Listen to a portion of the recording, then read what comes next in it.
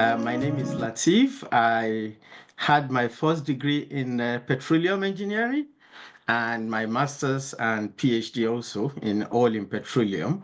I finished my PhD from Imperial College, London, and since then I've been working in the academia. Prior to that, I worked in the industry, Shell and Pan Ocean Oil Corporation, and then I developed interest in academic, and that's why I've been in the academia since then. Currently, I'm the program coordinator for MSc Petroleum Engineering at University of Aberdeen, and I've been in that role for almost more than 10 years now. And in addition to that, I've been working on some research projects in different capacities, and part of which have culminated into development of new technologies, working with industry partners, and then looking for opportunities for commercialization. So that's just a brief about my background and my current interests. And whenever we met, probably over a year ago, whenever we had our interview, what was the kind of starting point that moved towards commercialization? What motivated you to explore commercializing your research in the net zero space?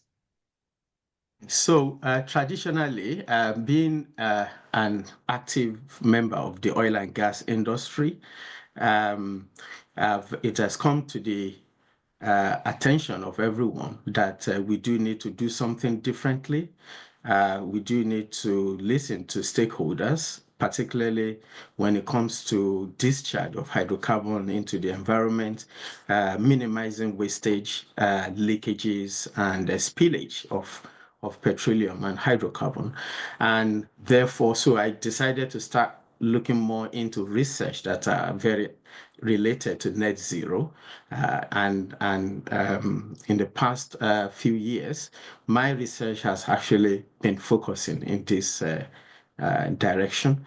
And I had two main projects that are related to this concept of net zero.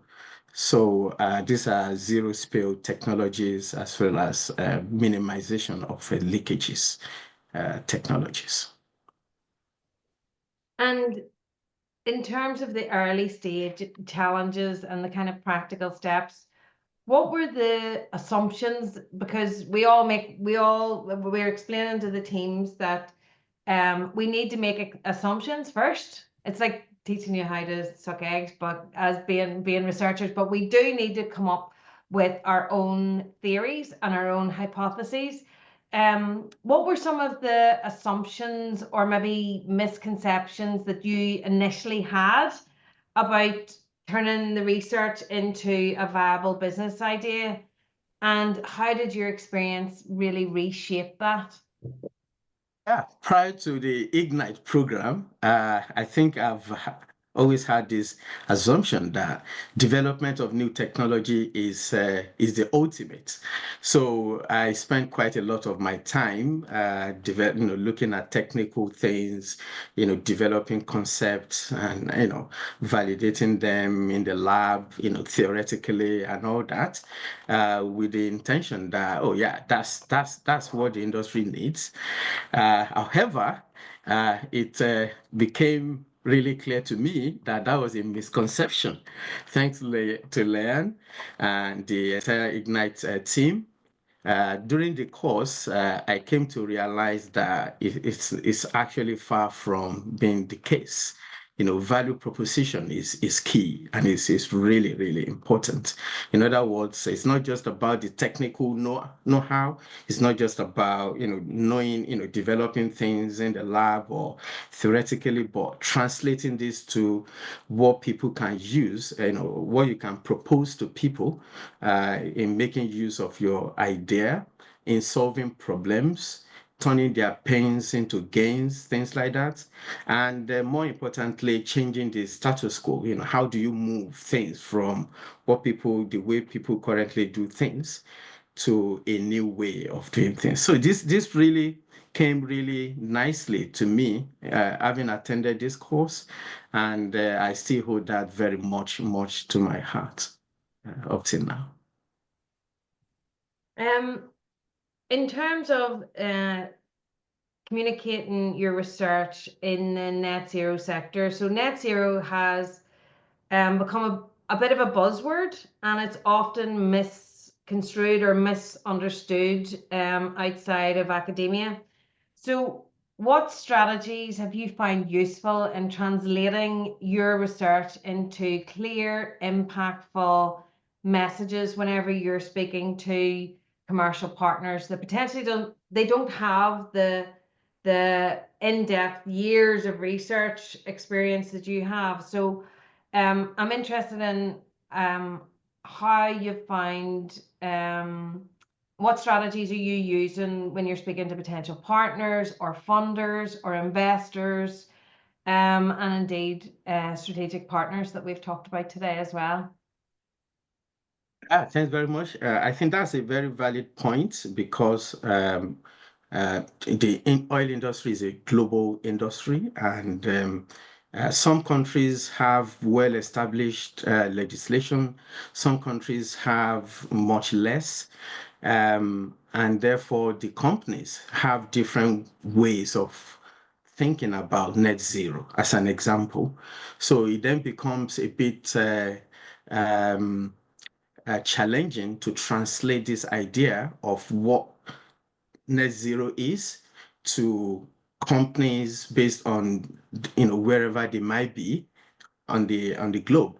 So the key aspect of net zero, for instance, if you're in the UK, is a lot of people will probably be familiar with net zero, but maybe to different degrees. But some countries, they have oil industry, or they have some energy industry participants that probably do not really have much insight into what exactly it is. So net zero, so the concept that I used when I engage with most of my stakeholders or companies that I have been engaged with in the course of my technological development is that if you emit, you must remove. So in other words, if you are discharging something into the environment, you must make sure that you clean it up. And that means equating your emission to your removal. So that's the simple way that I put it. In that context, some companies then really appreciate that. Okay, if I'm operating offshore, for instance, I don't want to be discharging hydrocarbon into the environment, or I mean, probably they do not really take too much of cognizance into the impact of doing this in the past. But when they start hearing about emit and removal, you emit, you must remove, then they begin to listen more. And that's the example of one of the current projects that I'm working on. Some companies that we currently engage with in the South America, they really appreciate this fact that if you have a technology that can help us to remove our emission or the spillage into the sea, and then this is going to be a game changer for us. How are we doing that? Then that was part of the thrust of that project. Mhm. I think so. That's the key, way that I've been translating this idea of net zero into some practical buzzwords that they could relate with. How did you approach validating whether there was a real market or need for what you were developing? How did you go about that, Lateef? So with the current requirements by the most of the players in the industry to start taking responsibility for um, the spillage or their activities involving pollution and things like that. and more importantly, the way the most governments of the most countries have come together to accept that we need to do something differently meant that companies need to take responsibility. So how do we do that? I think that was the biggest question that was coming to everyone. And therefore, I quickly noticed that there is a gap in here that I think I can, bridge by contributing through my research. And that's the main the drive towards that. Secondly, some countries are actually coming out to explain in conferences, in some seminars, that we do need research in this area. So we're meant to reduce this spillage in using this technology. We've been using it for many, many years, but we don't know how to minimize or how to reduce this. If anybody is interested, please let us know. So that's another way. And this is through networking, attending conferences, and getting feedback. Some will go into your website and then it's checked out. This is the research you're doing. They drop you an email. They wanted to have a chat. That's another one. I had a couple of that as well. Some do come through the universities, research and innovation, and then they will say that, oh, we have this problem. Do you know anybody who is working in this area? And then they have some brainstorming sessions. So over time, I realized that there's something that I can contribute in here, even though it's so technical. I don't know how to translate that into commercial ideas, but that there's something there that could be translated to a product or to something commercial for companies to or service that companies could exploit. And that's the whole room, the way that I navigated that course. Um, One of the key things for all early stage pre-spin out teams, so teams that have aspirations to spin out, funding and investment is going to be a key aspect of your life for quite some time. So, what can I ask you, what was the most valuable aspect of your kind of commercial discovery workshops for your team um in terms of I suppose your takeaways for investors? So how did your thinking around funding and investment evolve alongside your customer discovery journey? That's an interesting part of the whole course, Ignite course for me. Very, very interesting because it came to my knowledge that every company or a customer or a client will always like to see value in before they can commit to any project. So even if that project is fascinating, if it's very good, brilliant, they will always like to tie that to a value. And without that, seeing that value, committing funds to anything is always very, very difficult. So the first thing is identifying what sort of value you're proposing to these people, and then looking for the right channel to get the source of the funding. So that's another key one.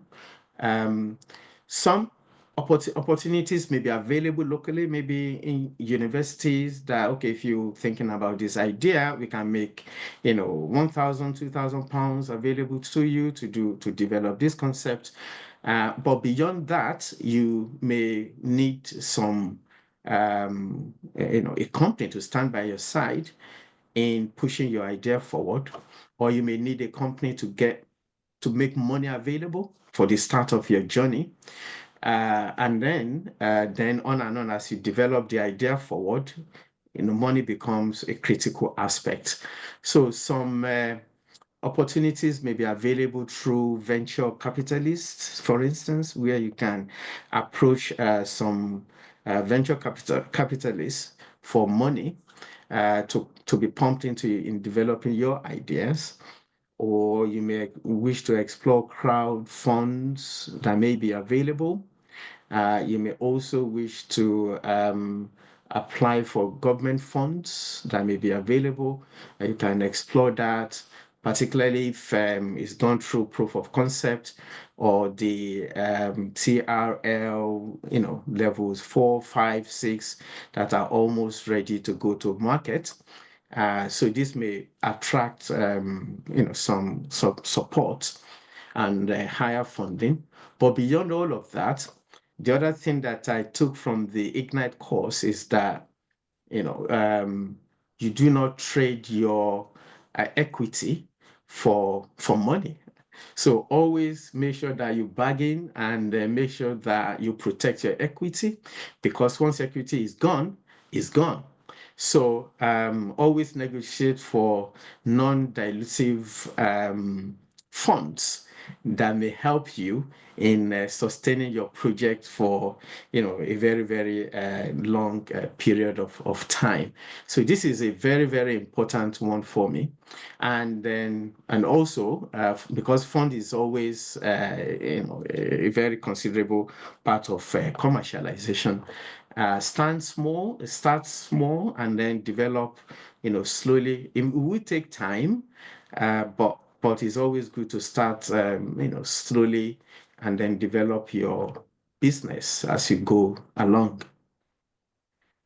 I think that's really fundamentally, I don't know, many pieces of advice that were in there. I can't count them all, but definitely the non-dilutive funding, Lateef, that's so critical.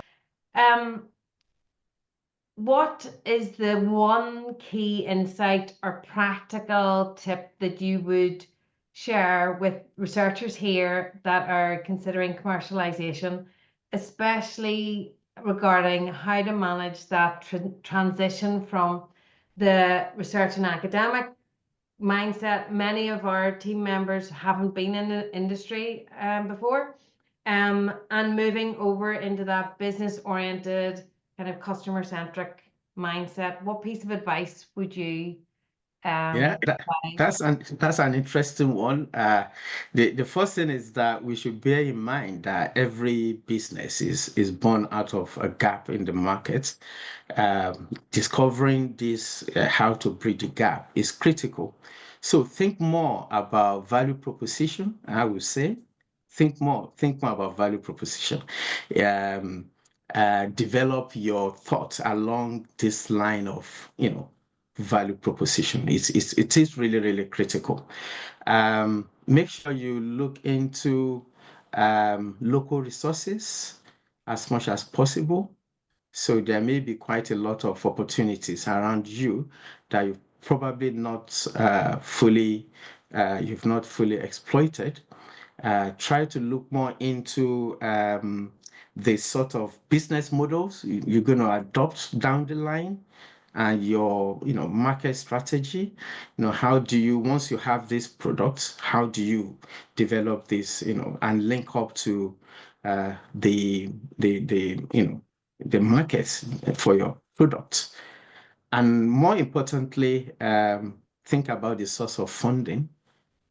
It is very, very important from the outset to think about, how the money is going to come, because it's not really. So if you have this great idea, you have these great products, you don't want it to stay there in the lab or in the office for a very, very long time.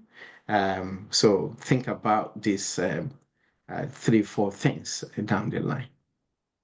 My suggestions. I think they're all very sound suggestions. I just have one kind of final question, and it's in and around keeping motivated, Lateef, because as you're aware now, in terms of the kind of pre-spin out journey and the energy that's required for customer discovery, the commercialization journey can be slow, it can be uncertain.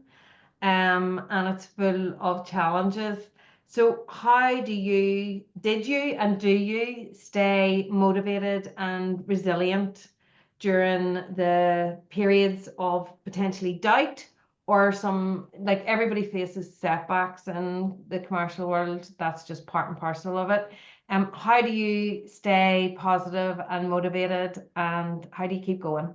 Any Yeah, advice? thank you. Thank you very much. I cannot agree with you more on that because it could be really, really daunting going through this process. So being resilient, being motivated is really, really critical. I will share my experiences in one of the projects that I recently worked with my a company that is developing new, they've got the technology, but, they need to move on from that technology to something new. And I happen to be part of that project that is delivering this new product.